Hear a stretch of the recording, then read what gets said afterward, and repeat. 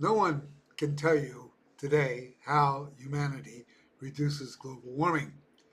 And after all, global warming is caused by myriad activities of almost 9 billion people and the machines we set in motion. And I imagine that emission reducing technologies will help, but they haven't promised to stop growth of fossil fuel dependence or deforestation or methane produced by livestock yards or unsustainable urban development. Our global economy, in fact, seems dependent on the growth of fossil fuel use. A pattern emerges looking at high emission activities like urban development, automobiles, ships, airplanes, data centers, space exploration, that they each require a lot of money and expensive infrastructure that aggregates a huge amount of our collective resources. Big commitments of collective resources with no informed consent of those who pay for them or are affected by them. In general, our local, state, and national governments lack a process that lets the voters weigh in about decisions that affect them prior to commitments.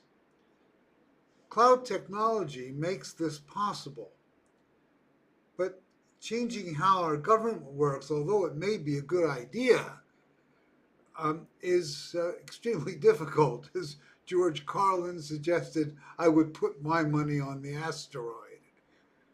So we designed a database centered cloud tech infrastructure for communities that lets people see one another's real conditions and build consensus in the community to move toward the common good.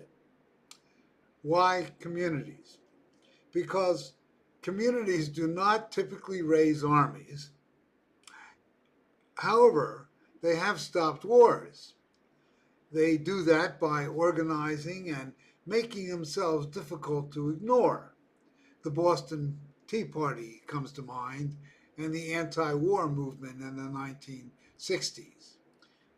And this is a useful distinction because priorities of affected people can be included in community consensus, and with community coordination, those who are affected have a way to act together.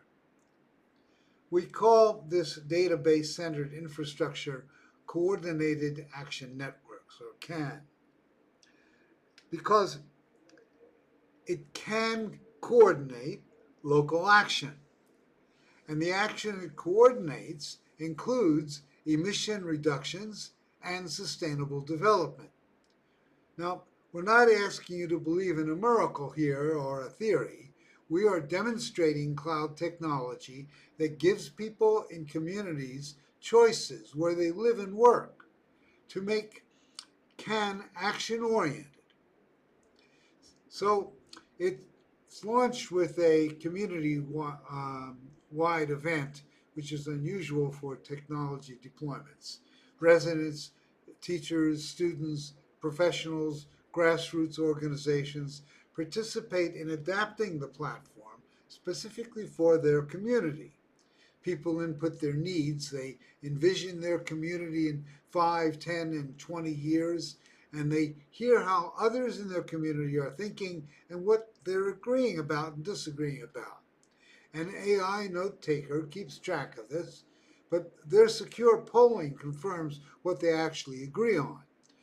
Their community can then use the CAN platform to organize projects, choose leaders, and communicate.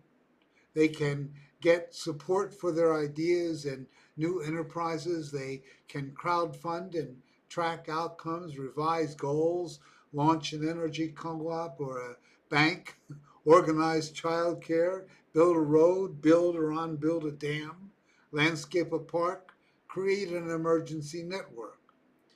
We propose to initially launch CAN in the adjacent coastal communities of Playa de Tijuana in Baja California and Point Loma in San Diego. Residents in both places face water stress, sewage problems, development pressure, transportation nightmares, fossil energy demands, escalating costs, and climate effects from global warming. Both already have groups working on development concerns that can support. And we are asking MIT and technology companies and international NGOs to help us finish the technical integrations, deploy the platform, execute the pilot, and train local support teams to hand CAN over to communities. The premise is simple. Cloud technology helps communities make sustainable choices available where people actually are, where they live, and helps them carry out their intentions.